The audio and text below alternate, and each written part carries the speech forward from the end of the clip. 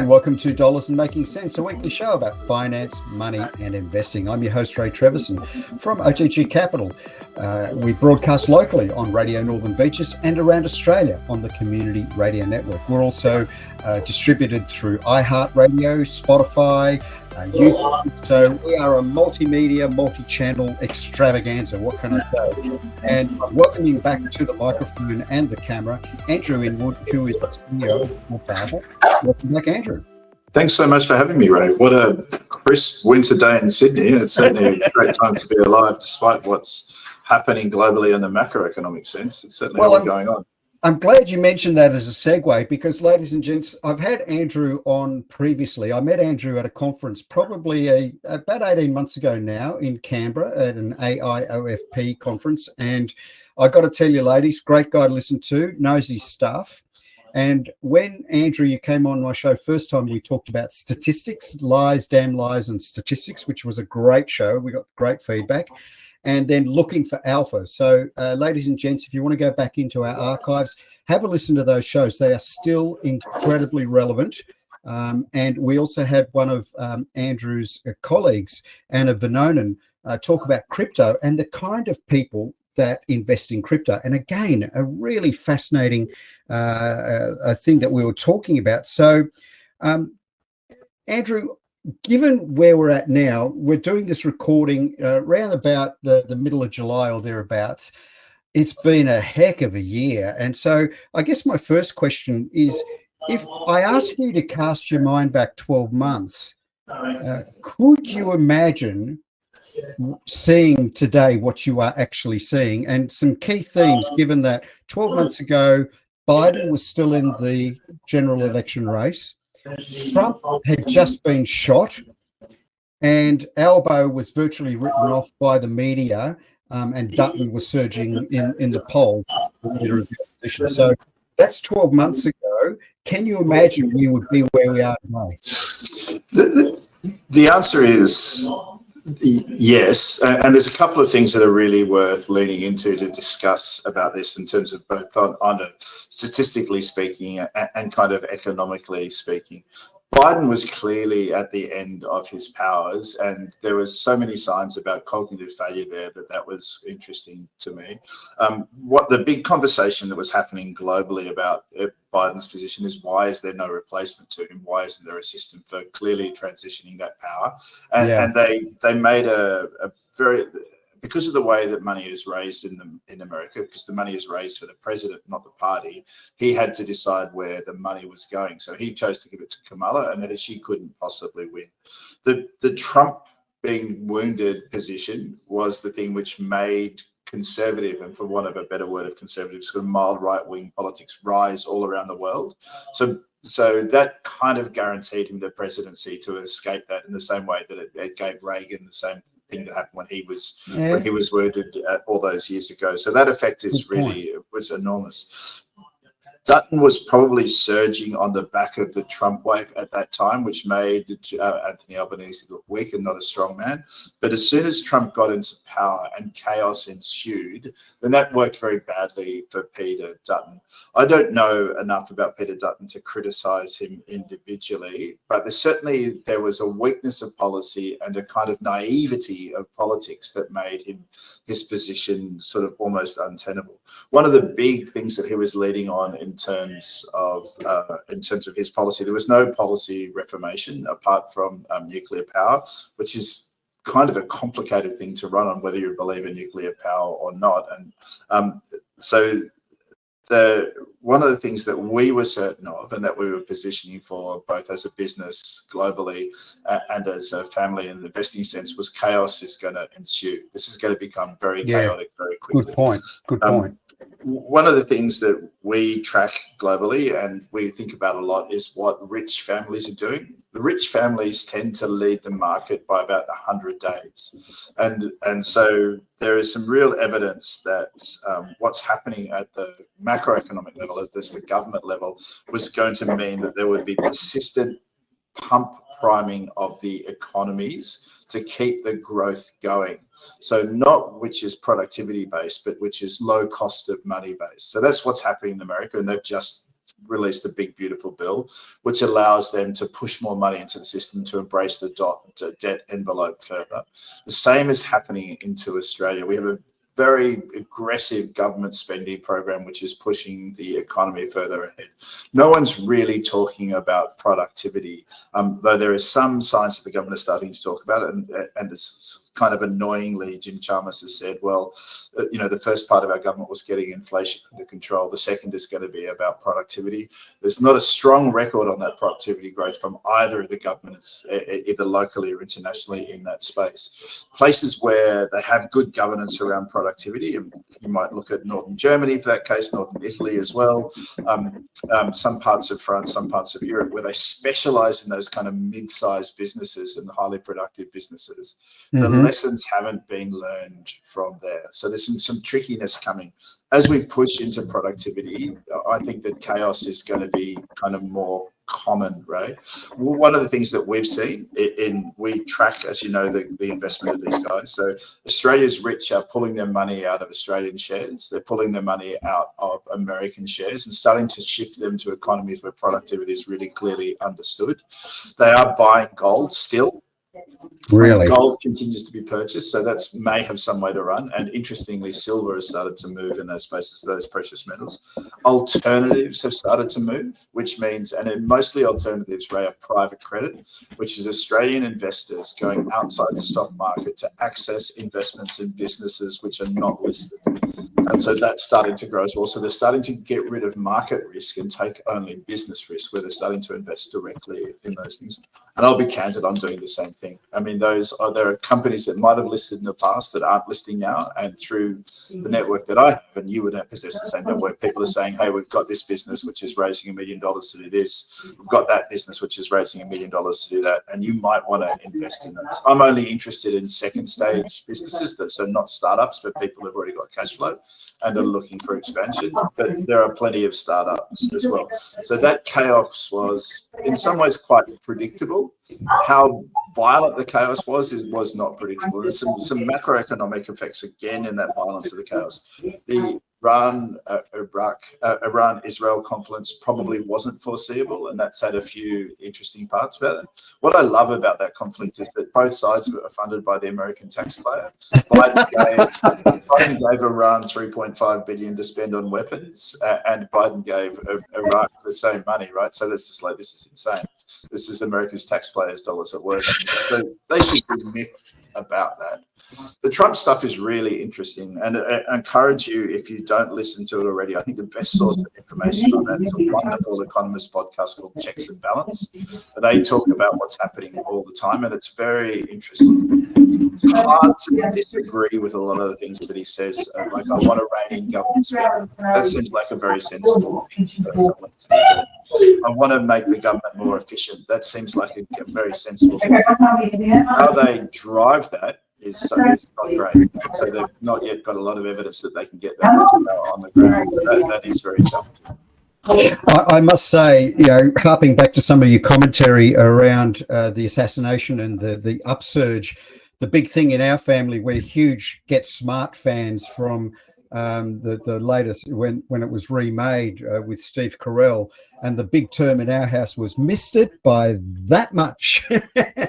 and again, the slight turn of Trump's head, to graze the ear rather than go through the brain, could have changed a whole range of different things. And so I guess one of the things that I'm really curious then, the notion, and I play in this space around private credit. My investors keep on asking me about, why aren't interest rates having such a huge impact on you compared to other businesses? And I'm saying, and you've rightly pointed out, we do specific deals around specific businesses, and we collateralize them with specific pieces of property. And so when people look at, we're all expecting the RBA to drop rates yesterday.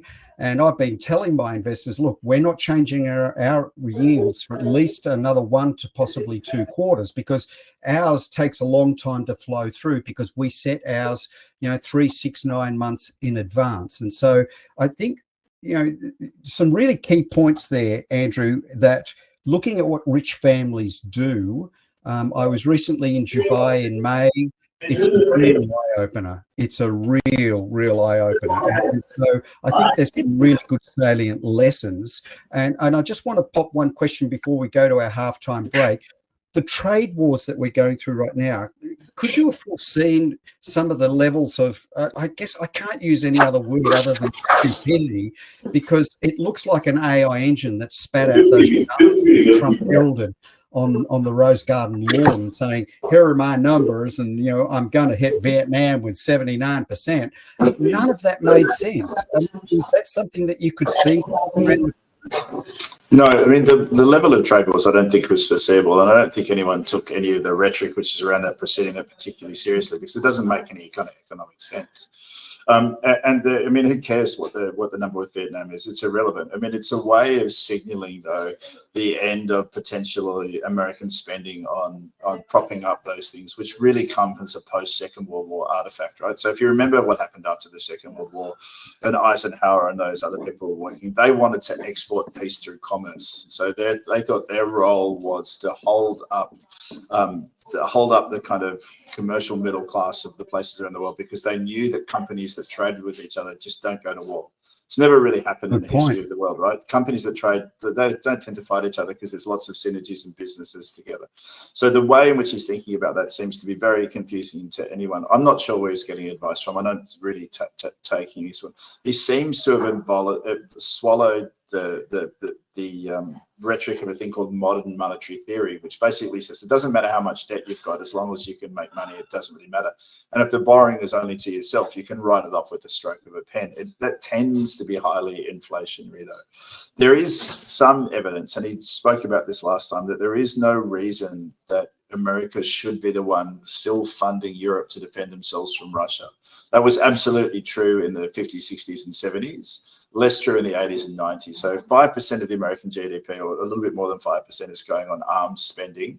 And Europe is only spending 2% of their GDP, because at that time they were rebuilding themselves. That has to change. And I think that's a relatively simple equation. I think that working on in that space, the role of having a kind of war with people who have in the past, like Vietnam and particularly China, who have been fast followers in manufacturing, it is kind of a little bit outdated, and I would suspect a little bit mad. I take the point that they haven't invented anything; they've just copied everything and copied it better. Like, you would argue now that the work that Tesla did to push the electronic car forward has now been copied by BYD, Seals, and the Chinese companies, and they're doing it better.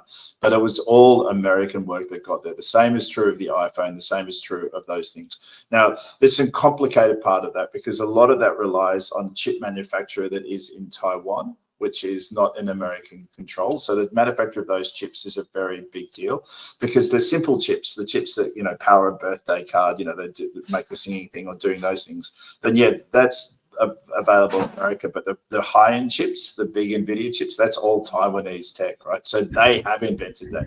Yes, with American training and American universities, but they've absolutely invented that. So that's really changed the world, right? So he's trying to pull that back in, but that horse has not only left the barn and bolted, it's actually had 5 other horses. So there's no point in trying to pull it back in. What they do have to do is think really hard about this. And so when I think about some of the things that he has pulled spending back on, it's very hard to disagree with. Let me give you an example. The US and a thing called US AID, and it's not aid, it's AID, which was something set up under the Clintons, I think, to sponsor things over, has stopped spending money on things like sponsored education of women in the Middle East to understand abstract art. I mean, that's kind of pointless, right? And the interesting part about that to me is that so much of America is suffering that the taxes of, the housewife in Boston who's just getting their kids to school shouldn't be spent on that. They should be focused on making sure that the American education system is better and all those things. So this, in some ways, the point about America First stuff is absolutely right, and they should be doing it. Doing it clumsily and doing it like a Middle European dictator. I mean, he's more like Slobodan Milosevic than Barack Obama. There's something it's really hard to argue with. My sense is that he possibly has a very short temper for the nuances of government, and some of that I deeply admire. and think, yeah, let's just get on with it, mate. Let's get it done. And it's bust or bust through. So some of that's really admirable, and some of it is quite confronting. Let's be honest about that.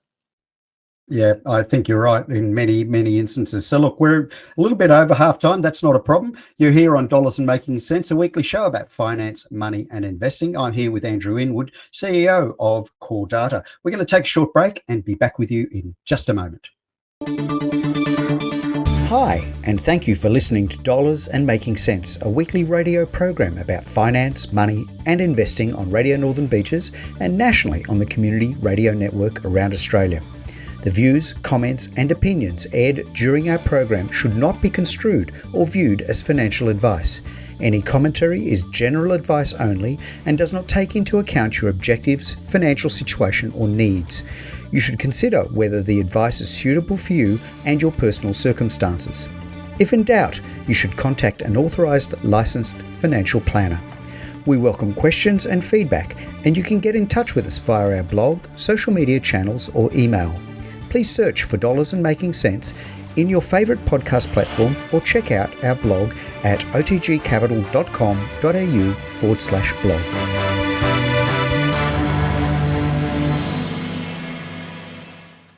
Hi, and welcome back to Dollars and Making Sense, a weekly show about finance, money and investing. I'm your host, Ray Treverson. I'm here at the microphone and camera with Andrew Inwood, who is the CEO of Coredata. If you don't know who Coredata is, please look them up. They are an invaluable resource to many financial houses, both here and globally. And Andrew is the head of that organization. These guys do some phenomenal market research in the finance and money game, and that's the reason why I absolutely love talking to them. Now, before we went to the break, Andrew, we were talking a little bit about Trump 2.0. One of the things that we're starting to have to get used to is a lot of volatility, and two terms that I've heard, and one that was just recent, Taco, Trump always chickens out, and this is all around the trade war bluffs and the tariff.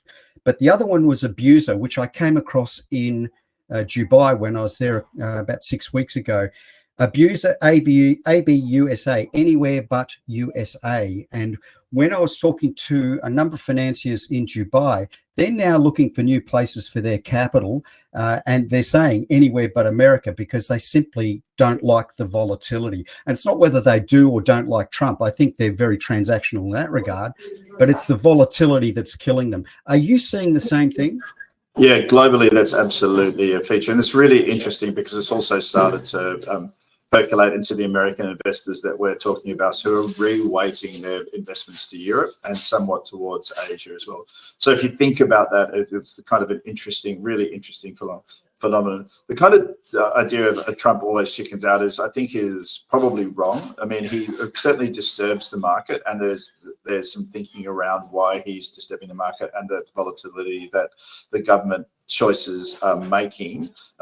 There's an idea that they just, because the president powers in America are proposed and then it's ratified by the House of Government. So he doesn't actually get to always control the outcome. So what he's doing is proposing ideas and pushing them through and seeing what resonates, what gets in and what gets support in that space. So it's not a question of him chickening out. That would be wrong. It's a question of the checks and balances inside the system, probably preventing those things from going ahead in the way that they may want to go ahead.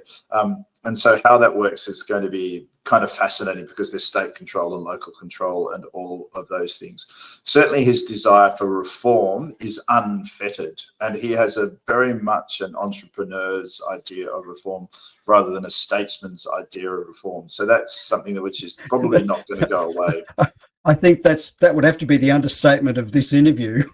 Yeah, look, I mean, I think there's a lot of criticism of Donald Trump, which comes from a certain political genre, and Americans tend to politicize their thinkings much more than they rationalize their thinkings.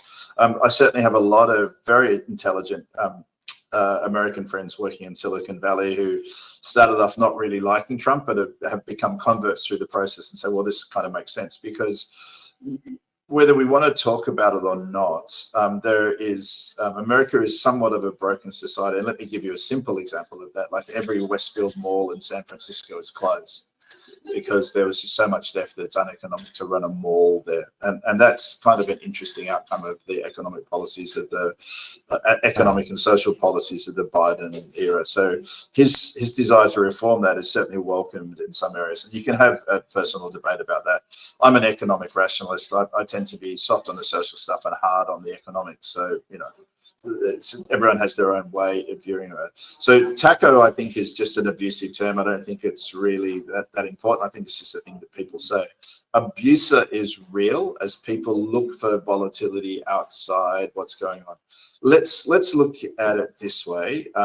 The American dollar is currently softening against the Australian dollar and softening against the European currencies, and particularly the euro. So is Trump consciously deflating the economy? I don't know if that's conscious or not, but it's certainly something which is happening. Of course, that makes their exports more attractive. Of course, that has a lot of other positive effects on the economy in terms of trade. So that's something which is happening globally. The net benefiters of this, I think, will be Middle Europe and emerging economies, and particularly the emerging European economies, which are, particularly well run. There's always the Russia issue there. I mean, Finland, Denmark, all those guys are really sort of starting to worry about Russia's broader intentions. Yeah. But those things are happening. So volatility is an interesting thing for those people who are incredibly good at managing that and picking the eyes out of opportunities. This is absolutely going to be their friend. And you know as much as I do, Ray, that is a game of extraordinary skill and sometimes a game of roulette, and some people are good at it. Getting the macro trend right, which is going to alternative assets, which you're doing, going to longer dated bonds, et cetera, is where people are starting to play. So yeah, but picking that kind of thing, though, Andrew, is phenomenally difficult. And I often look out at the finance game right now and the advertising and the marketing that I see in the industry today here in Australia, and they're making it sound like it's a doddle. It's not. It's incredibly hard, and the world's best minds are still getting it wrong. And so I'm trying to say to people, don't try and think like you're the master. Think like you're in the herd, because that's going to be the safest way to go, don't you think? Oh, absolutely. But there's a really interesting part of this, Ray, and I know that you kind of know this, is that the increasing evidence for people is that doing it themselves and making bets on markets is, maybe you're a genius and maybe that's, maybe you can do that and maybe you have got better insight than everyone else, but it's almost certainly unlikely. So making sure that you've got the disciplines and working with someone who's actually a coach in this space, like a financial advisor, is the thing which is going to make the most difference. We've got so much evidence on that it's not even close to funny. Yeah, I totally agree. And I guess my next question then, and I've seen this now probably 3 times in the last 2 weeks, is boring going to be the new sexy? Well, it's a really interesting statement, because there must be something slightly wrong with me, because I've thought boring has always been the sexy part of it, and there's plenty of evidence in that. I can tell you, Andrew, I run a fixed income fund, and the number of investors that come along to me and go, "What? You're only paying single digits, and I'm paying 8s and 9s," and they're going, "I can do better than that in the stock market," and I just shrug my shoulders and go, have at it. I mean, what can I say? I don't. What you can say is good luck and keep me informed, mate, because, I mean, if you're getting 8s and 9s on a reliable sort of basis and the money's coming through and you can do it, then you can take that to the bank all week. And Australians have got this kind of magical thing, and it's a really interesting thing, and I've got so much data on this, right? It's not funny. It's a 9.9%. Everyone goes, yawn, that's boring. 10.1, that's amazing. As soon as it goes over 10%, it's incredible. And it looks like, and you just want to say to them, do you remember year 10 maths when we did this, right? When you can work on this. So every time that you go above this, and this is what I worked out when I was a junior economist working for Rothschilds, is that you could talk about the risk adjusted premium all the time. And people who are deep, and I don't know if you remember this, the Asian Smaller Companies Fund, which returned 36% one year. Everyone piled their money in and lost 36% the next year, as well as Asian smaller companies. That's the risk is, I mean, it's regulated in Thailand. There is no regulation. So one year you're going to get some money. The next year, the guy who owns it's going to retire to the south of France and take all the money. But if you can stick there and just stay with it, then that becomes really important. Fixed interest and well-run fixed interest portfolios producing, let's call it above 7 and up to the low 9s, they're great portfolios. They're going to just print money all the time as people use that use that money. And as long as you can do what the really good guys do, which is structure the debt properly, it's going to be fine. Does that mean people shouldn't be taking punts with things? Well, of course they should. I mean, I've had made 6 discrete investments in companies in the past 24 months. 4 have done fantastically well and 2 have turned to custard. But the 4 have done that fantastically well. They've more than paid for the 2 that turns to custard. But that's the way you've got to do it. You've got to build a portfolio. You've got to be in it. You can't Absolutely. just do one, because that's gambling. When I was a child and writing my thesis back at Sydney University, I did this. My thesis is on this thing called single event theory, which is that when people go and look at a roulette wheel, they say if it came up red last time, then the odds of it coming up red the next time are actually really small. That's not true. The odds are the same all the time. So I wrote that, and went off and worked as a junior economist, and then of course Nassim Taleb wrote a really good book about it called Black Swan. And became rich and famous. And it's the same idea. I'm not suggesting I invented it. There was a Roman philosopher who wrote about it in the 3rd century. But the idea is really clear. And it was highlighted in the movie The Big Short as well. Great example, right? And again, very simply put, and it's false. It's this notion that you're just going to keep on losing or keep on winning doesn't work. Look, we're just about out of time. Andrew Inwood, I know I could talk another couple of hours with you on this stuff, and it always it annoys me that we run out of time so fast. It's been a real pleasure having you back on the show again. It just I need to have you on every quarter, because this stuff just moves so damn fast. It's fast, man. It's fast now. It really is. Absolute pleasure to see you back on the show. Let's make it again in the next quarter. Andrew Inwood from Coredata, thanks for being on Dollars and Making Sense. Absolute pleasure, Ray. And keep pushing information out there. The only thing that's going to make people richer is understanding what's going on, and you can help with that. Agreed. Totally agree. Thank you so kindly for your time. Absolute pleasure.